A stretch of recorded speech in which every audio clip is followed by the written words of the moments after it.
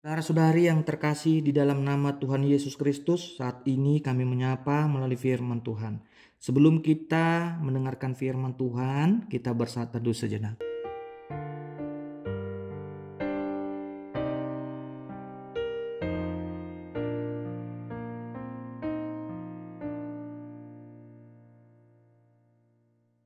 Amin. Firman Tuhan bagi kita tertulis di dalam Mazmur 147 ayat 11. Demikian dikatakan, Tuhan senang kepada orang-orang yang takut akan Dia, kepada orang-orang berharap akan kasih setianya. Di dalam bahasa Bataknya dikatakan, di halomon rohani jauh badotahe akan nama kabiari bana, akan nama kalunguton asini rohanai.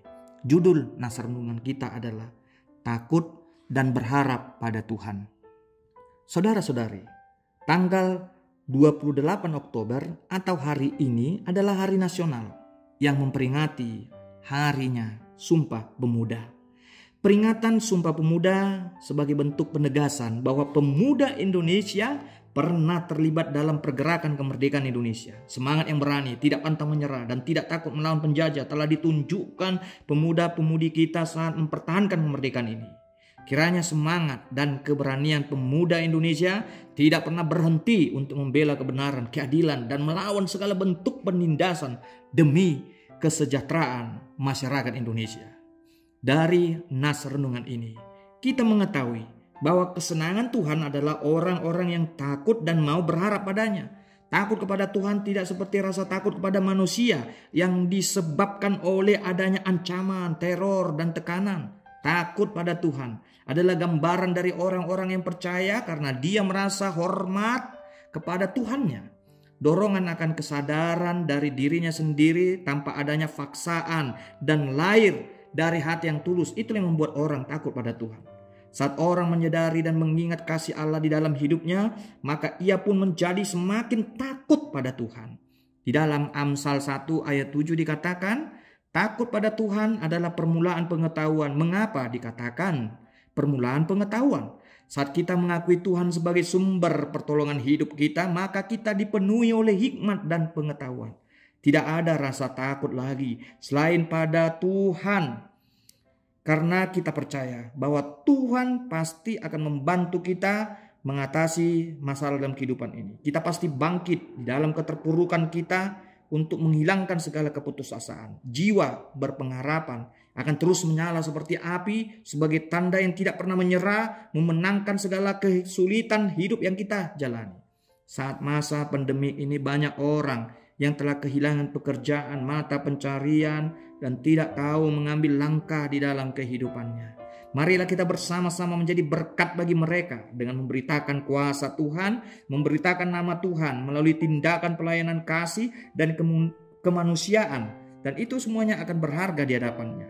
Hal inilah yang dikehendaki Tuhan bagi kita, bagi pemuda-pemudi saat ini. Supaya mereka, kita semuanya percaya kepada Tuhan, takut kepada Tuhan. Dan jadikanlah hidup kita menjadi saluran pembebas bagi orang-orang yang lemah, tertindas, miskin, dan tak memiliki pengharapan. Tumbuhkan semangat dan pengharapan di dalam hidup kita menjalani kehidupan ini, agar semuanya dapat merasakan kasih setia Tuhan itu nyata di dalam hidup ini.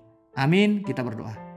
Ya Tuhan Allah Bapa kami, di dalam kehidupan ini banyak sekali goncangan yang sering melanda kehidupan kami. Baik itu Tuhan dari kuasa-kuasa jahat, kuasa-kuasa dunia ini membuat kami takut. Padahal Tuhan Engkau mengingatkan kami pada nas ini bahwa tidak ada yang perlu ditakuti di dunia ini, hanya kepadamu sajalah.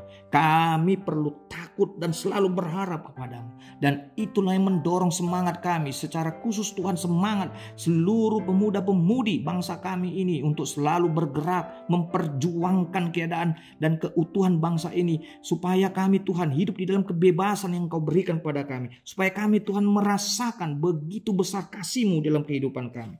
Ya Tuhan Allah Bapa kami, demikian juga kami mendoakan seluruh kehidupan kami ini, keluarga kami ini, jadikanlah semuanya supaya kami menjadi keluarga-keluarga-Mu, keluarga-keluarga anak Allah yang takut kepadamu saja.